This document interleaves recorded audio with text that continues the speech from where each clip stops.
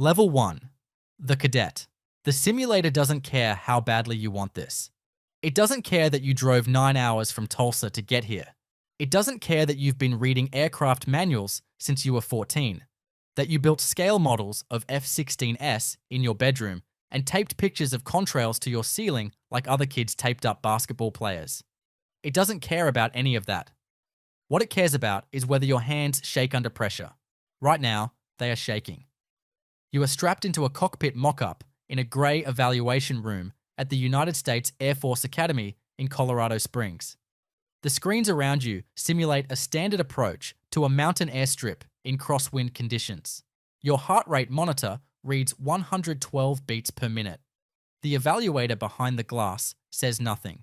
He has watched 400 candidates sit in this seat. He can tell in the first 90 seconds. You breathe. You correct. You bring the aircraft in. The simulator goes dark. The evaluator processing at 0600. That is 0600 processing at 0600. That is the closest thing to a welcome you will ever receive. You are nobody yet. You wake up at 0500 every morning in a dormitory that smells like floor wax and discipline. You run before breakfast. You study after dinner. You sleep less than your body asks for and more than your mind allows. Your days are structured down to the minute by people who believe that the compression of time builds character. They are not wrong. You are studying aerodynamics, meteorology, navigation, physics, military doctrine, leadership theory, aerospace engineering, and the laws of armed conflict. You are learning how the atmosphere works, how lift is generated, how an engine fails, and what happens to a human body when it pulls 7 times the force of gravity in a tight turn at 500 miles per hour. You have not yet touched the controls of a real aircraft, but you are learning the language of the sky before you are allowed to speak it. Your class started with 240 cadets. By the end of the first year, there are 198. The ones who left did not fail because they weren't smart enough or strong enough. They left because they didn't want it badly enough. Wanting it badly enough turns out to be its own kind of qualification. You earn a stipend of $1,100 a month. You spend most of it on textbooks and coffee. Your parents call on Sundays. You tell them you are doing well. That is true in the way that soldiers mean it. You are alive. You are functioning. You are still here. The full truth is that you have never been this exhausted or this focused in your life. And somehow, those two things feel like the same thing. At graduation, they pin gold bars on your shoulders. A general shakes your hand. He has shaken 2,000 hands at ceremonies like this one. He looks you in the eye anyway. You are now a second lieutenant in the United States Air Force. You are not yet a pilot. You are the person who earned the right to try to become one. Level 2, Student Pilot, Undergraduate Pilot Training. You are at Laughlin Air Force Base in Del Rio, Texas. Population 35,000. There is a Walmart, 2 barbecue restaurants, and the most demanding aviation training program on the planet. Undergraduate pilot training lasts 52 weeks. In that time, you will fly the T-6 Texan II turboprop, then transition to the T-38 Talon supersonic jet trainer. You will complete over 200 flight hours. You will be evaluated on every single one. Your instructor is a captain named Driscoll. He has 2,800 flight hours and a voice like gravel in a tin can. He does not praise you. He corrects you. There is a difference, and you are learning to understand why it matters. Praise tells you where you have been. Correction tells you where you are going. Your first solo flight happens on a Tuesday in October. The moment Driscoll steps out of the aircraft and tells you to take it around the pattern alone, something shifts in your chest that you don't have words for yet. You taxi to the runway. You push the throttle forward. The aircraft accelerates. The nose lifts. The ground falls away. There is no one in the seat behind you. There is just you and the machine and the sky opening up in every direction like a question that only altitude can answer. You land 11 minutes later. You climb out of the cockpit and your legs feel strange, like the Earth is surprised to have you back. Driscoll is standing on the ramp. He doesn't say anything. He nods once. That nod is worth more than any trophy you have ever received. By the end of training, your class of 32 students has earned 27 pairs of wings. The 5 who didn't make it are not failures. They simply found the edge of what the sky would accept from them. That edge exists for everyone. Most people never find it because they never try. You found it and pushed through it. You earn your wings at a ceremony where your mother pins them to your chest. Her hands are trembling. Yours are steady now. You are assigned to the F-22 Raptor, 5th generation. Air superiority, the most advanced fighter aircraft ever built. You are not ready for it. You know this. The Air Force knows this. That is why the next phase of training exists.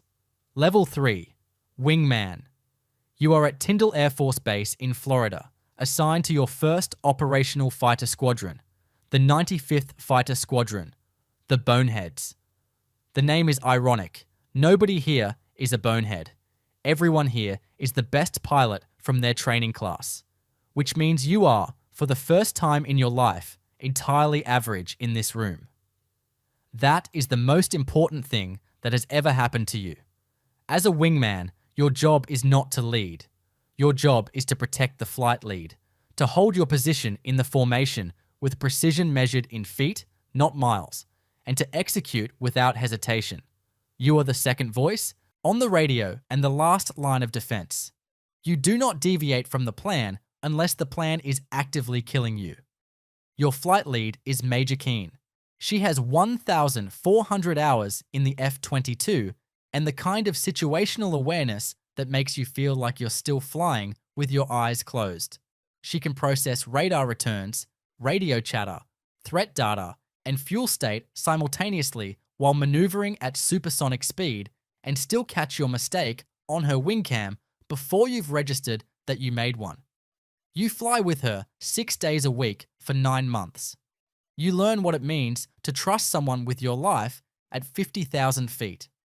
You learn that communication in the cockpit is not conversation. Every word costs oxygen, time, and attention, so every word must earn its place. You learn that the sky is not a romantic place. It is a physics problem with lethal consequences for wrong answers. You also learn that there is nothing on this earth that feels like what you feel at Mach 1.8 in a clean aircraft with the throttle at full military power and the horizon tilting beneath you like the world itself is trying to follow. You earn $58,000 a year. You live in base housing. You drive a used truck. You spend your Friday nights at the squadron bar where everyone speaks in acronyms and nobody talks about what they've seen downrange. Because some of them have already been downrange. And some of what they've seen doesn't translate into words that work at a bar on a Friday night. Level 4, Flight Lead. You have 1,000 hours in the F-22 now. That number matters. Below 1,000 hours in a 5th generation fighter, you are still learning what the aircraft is capable of. Above 1,000 hours, you start to understand what you are capable of inside the aircraft. There is a difference, and crossing that threshold changes something in the way you occupy the cockpit. You sit in the front of the formation now. Leading a flight means you are responsible not just for your own aircraft, but for every aircraft in your element. Your decisions cascade. If you misread a threat, if you miscalculate the fuel window, if you assign the wrong ordnance to the wrong target, the consequences don't stay in your cockpit. They travel outward at 1,500 feet per second. Your first real-world tasking comes on a Thursday. You cannot describe the specifics. You will never be able to describe the specifics. What you can say is that you took off before dawn, you flew for 4 hours into airspace that required a different kind of attention than training ever asked for, and you brought every aircraft in your flight home.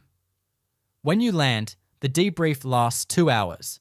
Your squadron commander reviews every decision point. 3 of your calls are questioned. 2 of them you defend successfully. 1 of them you cannot defend, and you say so out loud in the room in front of your peers.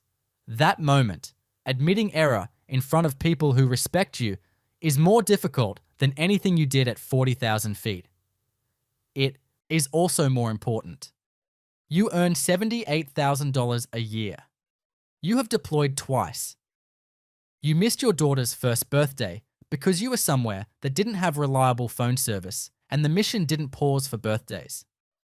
She has a photograph of you in your flight suit taped to the wall above her crib. Your wife put it there so your daughter would know your face. You look at that photograph when you come home and you feel something that has no name in the English language.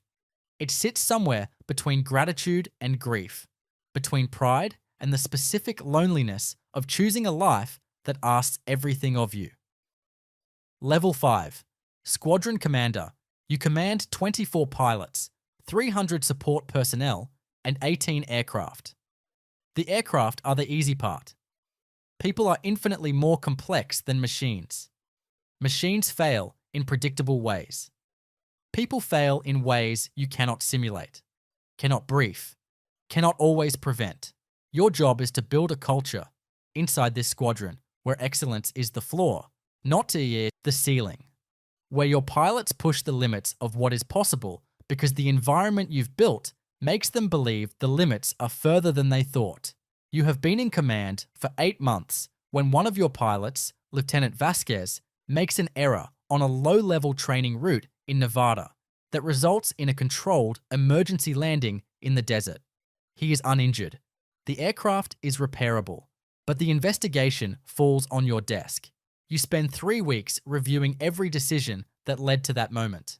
His training record, the weather briefing, the route planning, the crew rest hours, the culture in the squadron, whether there was pressure to fly when someone should have said no. At the end of the investigation, you find 4 systemic failures and 1 individual error. You fix the 4 systemic failures. You counsel Vasquez. You do not destroy him. He is a good pilot who made a bad decision in a sequence of small failures that your system allowed.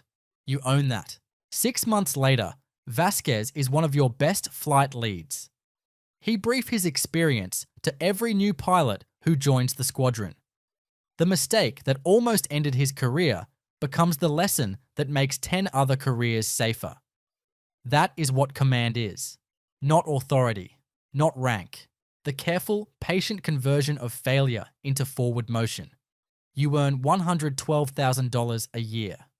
You work 70-hour weeks. Your hair is graying at the temples now in a way it wasn't 2 years ago. You don't mind. The gray means you have been somewhere. It means you stayed. Level 6. Wing Commander. You command an entire wing. 5 squadrons, 75 aircraft, 4,000 personnel, spread across a base the size of a small city. Your day starts with a 0530 battle rhythm meeting where your operations, logistics, intelligence, and maintenance chiefs brief you on the overnight. You make 8 decisions before breakfast. By noon, you have made 30. By 1800, you have lost count. You are no longer a pilot in the way you used to be. You fly 25 hours a month, the minimum required to maintain currency. Every flight now is stolen time. Time taken from the administrative weight of command and spent in the only place where the weight temporarily lifts. You've logged 3,400 flight hours. You have deployed 4 times. Your son, who is now 16, knows more about your aircraft than most adults ever will. He wants to fly. You haven't told him yet how that makes you feel. The pride and the fear occupying exactly the same space in your chest. Level 7. Combatant Air Commander / General 4 stars. There are fewer than 40 people in the United States military who carry this rank at any given time. You are one of them now. You command all air operations across an entire theater of war. Every fighter wing, every bomber squadron, every reconnaissance platform, every tanker that keeps the aircraft flying, all of it runs up a chain. You sit in a command center 18 hours a day. On the screens in front of you, you can see every aircraft in your theater in real time, their positions, their fuel states, their tasking. You can see the threat picture. You attended every memorial you could reach. At the ones you couldn't reach, you are here because 30 years ago, in a gray evaluation room in Colorado Springs, a simulator tested whether your hands would shake under pressure. They shook, and then they steadied, and you corrected, and you brought the aircraft in. Everything that followed came from that correction.